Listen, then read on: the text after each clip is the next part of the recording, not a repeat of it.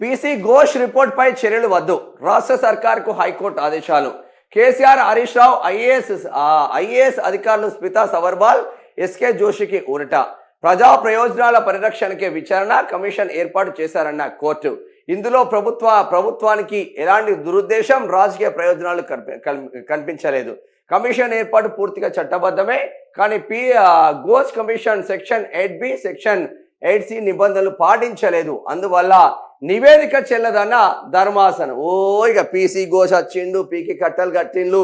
PC Ghosh మొత్తం వచ్చేసి కాళేశ్వరం మొత్తం బద్దలు భాషింగాలు అయిపోయినాయి అని చెప్పి మొత్తం ఇక కేసీఆర్ను లోపలికే, హరీష్ రావు లోపలికే, అప్పుడున్న నీళ్ళ శాఖ హరీష్ రావు లోపలికే, అప్పుడున్న ఆర్థిక శాఖ మంత్రి ఈటల రాజేందర్ కూడా లోపలికే. రేవంత్ అన్న పవర్ ఏందో చూపిస్తాం. ఉత్తమ్ కుమార్ రెడ్డి ఉత్తమాటలన్నీ ఉత్తగానే అయిపోయాయి. ఇప్పుడు అరే దూరదృష్టితో ఒక మేడిగడ్డ కావచ్చు, సుందిల్లా కావచ్చు, అన్నారం కావచ్చు, కాళేశ్వరం ప్రాజెక్టు కావచ్చు, దూరదృష్టితో ఎత్తిపోతల పథకాలతో పక్కనున్న మహారాష్ట్ర కావచ్చు, పక్కనున్న మహారాష్ట్ర స్టేట్ను ఒప్పించి అనేక రకాలుగా ఇబ్బందులు పడి అంత పెద్ద ఎత్తున కాళేశ్వరం ప్రాజెక్టు మీకు కడితే రైతాంగం సస్యశ్యామలమైంది. అదే కాళేశ్వరం ప్రాజెక్టు మంతని నియోజకవర్గంలో ఉంటుంది. రంగనాయక సాగర్కి ఎక్కడి నుంచి వాటర్ వస్తున్నాయి.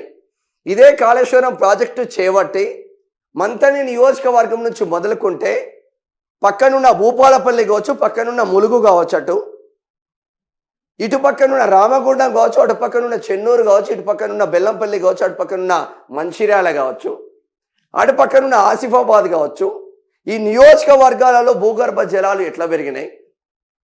ఎస్పెషల్లీ కాళేశ్వరం ప్రాజెక్టు కట్టిన మాదేపూర్ మండలం కాళేశ్వరం అనే ఊర్లో, అటు మాదేపూర్ మండలం కావచ్చు, అటు కాటారం మండలం కావచ్చు, ఇటు పక్కనున్న ఆ మల్హార్రావు తాడిచెర్ల మండలం కావచ్చు, అటు పక్కనున్న మంతని మండలం కావచ్చు, కమన్పూర్ మండలం కావచ్చు, రామగిరి మండలం కావచ్చు, ఈ మండలాలలో భూగర్భ జలాలు ఎలా పెరిగినాయి, అక్కడ వ్యవసాయదారులు రైతాంగం ఏ విధంగా ఇంతకుముందు బోర్లు వేస్తే 400-300 ఫీట్లు కొట్టిన బోర్లు వాటర్ రాని పరిస్థితుల్లో కాళేశ్వరం ప్రాజెక్ట్ వచ్చిన తర్వాత 100 ఫీట్లు వేసినా 150 ఫీట్లు వేసినా బోర్లలో ఇట్లా పైకి వచ్చేది నీళ్ళు.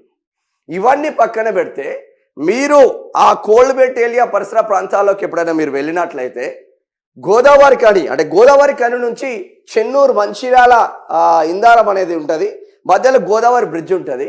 ఎప్పుడు చూసినా కూడా అలా ఇసుక తప్ప ఏం లేకపోయేది. కాళేశ్వరం ప్రాజెక్టు కట్టిన తర్వాత అసలు ఇది మన గోదావరి కనేనా, లేదంటే మనం ఎక్కడన్నా ఈస్ట్ గోదావరి వెస్ట్ గోదావరిలో ఉన్నామా అని ఒక భ్రమ కలిగేది మా అటువంటిలకు. అటునుంచి ఆ ప్రాంతం నుంచి తిరుగుతూ ఉంటాం కాబట్టి ఎక్కువ. అటువంటి గోదావరి ప్రాంతంలో మొత్తం ఆడ కాళేశ్వరాన్ని ఎండబెట్టుడుతోనే పండబెట్టుడుతోనే కనీసం గోదావరి పరివాహక ప్రాంతంలో కనీసం ఆ గోదావరిలో నీళ్లు లేని పరిస్థితి. నిండు కుండలా ఉన్న గోదావరిని మొత్తం సర్వనాశనం చేసింది కాంగ్రెస్. ఇక ఇప్పుడు ఏం చేస్తున్నారు, కాళేశ్వరంతో ఇక కేసీఆర్ కథం అన్నాడు. కథమైందా కేసీఆర్ చచ్చిపోడే అన్నాడు. చచ్చిపోయినా కేసీఆర్. హరీష్ రావు పని అయిపోయింది అన్నాడు. హరీష్ రావు 24/7 వర్క్ చేసిండు కాళేశ్వరం. అలా మా క్లాస్మేట్ ఒక ఇంజనీర్ ఉండే, ఆ వాట్సాప్ గ్రూప్లో నా క్లాస్మేట్ ఒక ఇంజనీర్ ఉండే, జూనియర్. 24 గంటలు రాబాయి ఎప్పుడు అంటే నువ్వు రాత్రి 12 గంటలకు వాట్సాప్ చేస్తే కూడా 12 గంటలకు వాట్సాప్ చేస్తాడు హరీష్ రావు. ఆ కమిట్మెంట్కు మెచ్చుకోవచ్చు. అందువచ్చా సిద్దిపేటని అంతా డెవలప్మెంట్ చేసిండు, కాళేశ్వరం ఇట్లా రెడీ అయింది. ఇటువంటి లీడర్లు ఉండాలిరా అని చాలామంది ఇంజనీర్లు చెప్పిండు. కాళేశ్వరాన్ని పండబెడితే కేసీఆర్ను బ్లేమ్ చేసిరి, ఈరోజు మీ బొంద పెట్టుకుంటారు. ఇక కథమైందా? నాకు తెలిసి మొన్న ఆర్టీసీ నుంచే కాంగ్రెస్ మళ్ళా పరంపర కొనసాగుతూ ఉంది.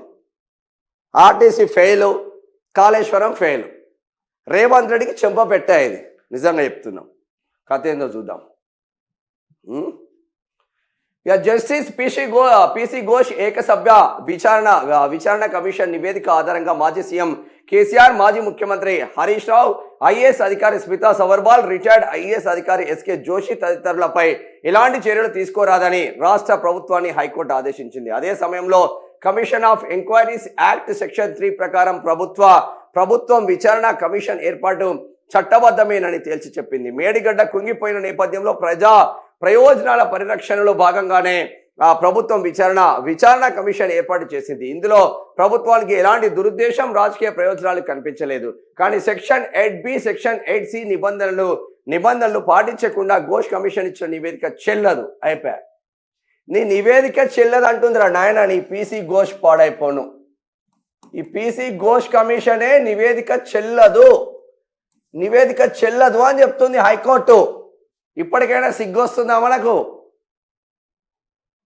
కాళేశ్వరం కథమైపోయింది. ఇప్పుడు కాళేశ్వరం కథమైపోయింది. ఇక నెక్స్ట్ 54 కోట్లు, 52 కోట్లు, 45 కోట్లు తిన్నాడు కేటీఆర్. అది కూడా కథమవుతుంది. ఈ కార్ రేస్. మీకు ఎంత దమ్ముందా? కేసీఆర్ను జైల్లో పెట్టేంత దమ్ముందా? అసలు కేసీఆర్ లేకపోతే రేవంత్ రెడ్డికి ఆ సీఎం కుర్చీ వచ్చేదా? మేము మనస్ఫూర్తిగా చెప్పండి. కేసీఆర్ అనేటోడే మొండి పట్టుదలక పోయి తెలంగాణ రాష్ట్రం సబ్బండ వర్గాలను కలుపుకొని తెలంగాణ రాష్ట్రం సాధించకపోతే వీళ్ళకి మంత్రి పదవులు ఉండేటియా, ఈ ముఖ్యమంత్రి పదవి ఉండేటియా? సరే, ఓడిపోవచ్చా?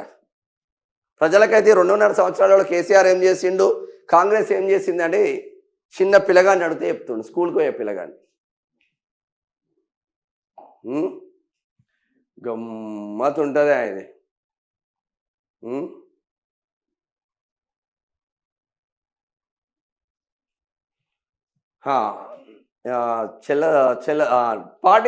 పాటించకుండా పీసీ ఘోష్ ఇచ్చిన నివేదిక చెల్లదు అని హైకోర్టు స్పష్టం చేసింది.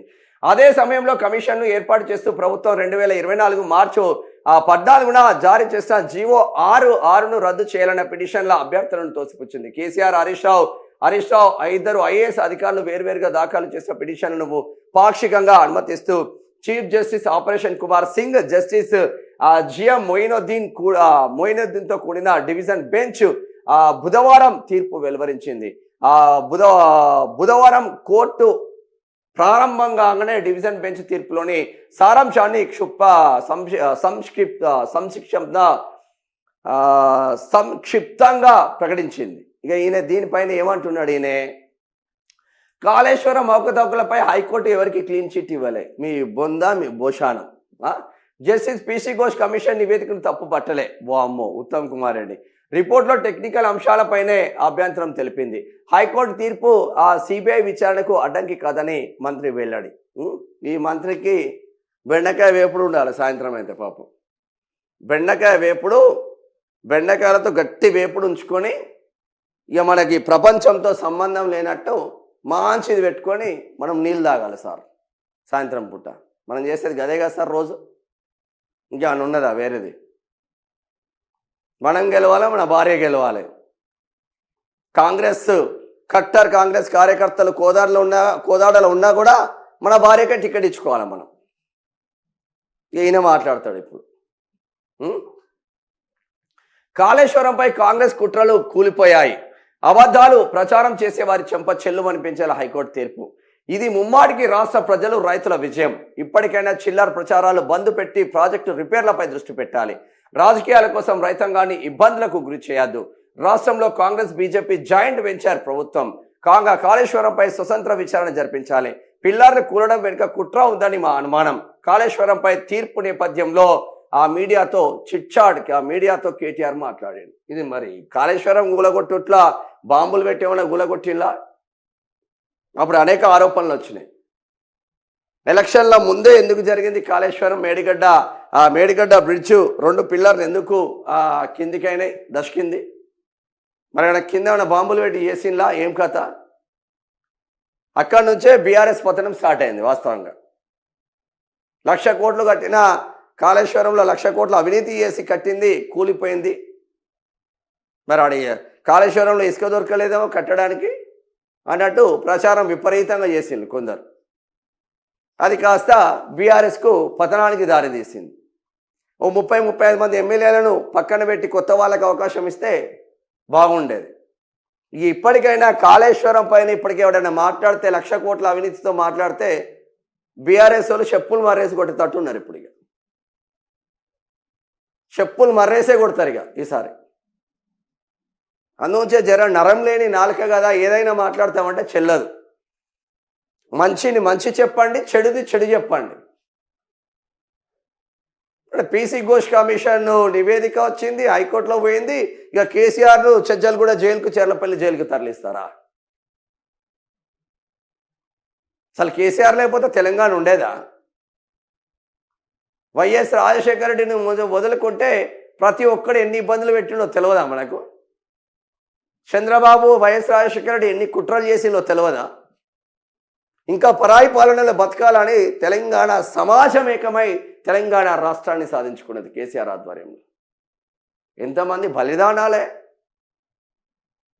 అటువంటి ఉద్యమ నాయకుడు 9.5 సంవత్సరాల ముఖ్యమంత్రిని జైల్లో పెట్టే కేపబిలిటీ ఉంటుందా అనేవనికన్నా? ఈ రేవంత్ రెడ్డి జై తెలంగాణ అని ఒక్కరోజు అన్నాడా కనీసం? జై తెలంగాణ అనే ఆ పదం అన్నాడా కనీసం? చెంప చెల్లు అనిపించింది, చల్లగా ఉన్నది ఇప్పుడు మంచిగా సమ్మగా ఒక్కొక్కరికి.